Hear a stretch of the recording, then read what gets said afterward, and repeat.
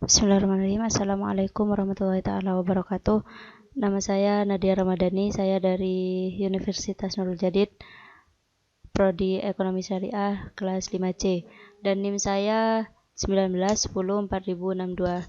Dan di sini saya akan menjelaskan tentang pengertian ekonomi internasional.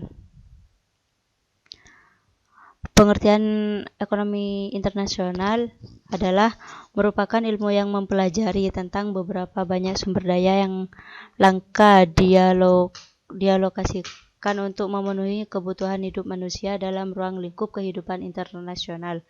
Yang berarti masalah alokasi sumber daya ini dipelajari dalam hubungan antara pelaku ekonomi satu negara dengan negara lain.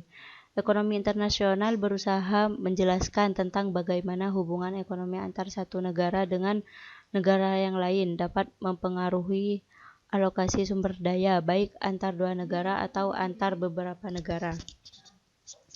Dan banyak bentuk hubungan dalam kaitannya dengan ekonomi internasional ini, yang meliputi perdagangan, investasi, pinjaman, bantuan, serta kerjasama internasional. Para pelaku yang mengadakan hubungan ekonomi internasional meliputi pihak pemerintah, swasta maupun organisasi internasional. Ekonomi internasional mencakup beberapa aspek, baik aspek mikro maupun aspek makro. Aspek mikro misalnya menyangkut masalah jual beli secara internasional, ekspor dan impor, di mana kegiatan perdagangan ini tergantung pada keadaan pasar hasil produksi maupun pasar faktor produksi, dan juga meliputi transaksi-transaksi investasi luar negeri, transaksi internasional yang sifatnya unilateral, serta neraca pembayaran. Dan selanjutnya, ilmu ekonomi internasional memiliki dua aspek, yaitu aspek praktis dan aspek ilmiah. Aspek praktis yaitu ilmu ekonomi internasional meliputi kegiatan ekonomi yang dilaksanakan oleh para subjek ekonomi, perorangan atau badan pemerintahan dari suatu negara dengan subjek ekonomi dari negara lain. Dan yang kedua yaitu aspek ilmiah. Ilmu ekonomi internasional merupakan bagian dari ilmu ekonomi umum, atau sebagai cabang dari ilmu ekonomi umum, dan merupakan bagian yang menurut sifat-sifatnya dapat dijadikan sebagai satu objek yang berdiri sendiri. Ekonomi internasional banyak berhubungan dengan soal moneter, konjungtur, pendapatan nasional, hingga ilmu ekonomi internasional dapat dikategorikan dalam ekonomi makro, yaitu bagian dari ilmu ekonomi yang mempelajari masalah-masalah ekonomi secara keseluruhan. Dan selanjutnya,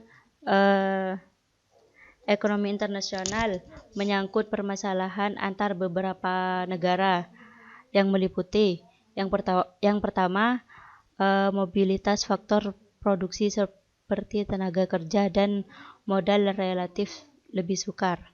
Yang kedua yaitu sistem keuangan, perbankan, bahasa, kebudayaan, serta politik yang berbeda. Dan yang terakhir yaitu faktor produksi yang dimiliki berbeda sehingga dapat menimbulkan perbedaan harga yang dihasilkan. Dan selanjutnya yaitu satu negara perlu berdagang dengan negara lain. Mengapa suatu negara perlu berdagang dengan negara lain? Berdagang dengan negara lain kemungkinan dapat memperoleh keuntungan, yakni dapat membeli barang yang harganya lebih rendah dan mungkin dapat menjual ke luar negeri dengan harga yang relatif lebih tinggi. Perdagangan luar negeri sering timbul karena adanya perbedaan harga barang di berbagai negara.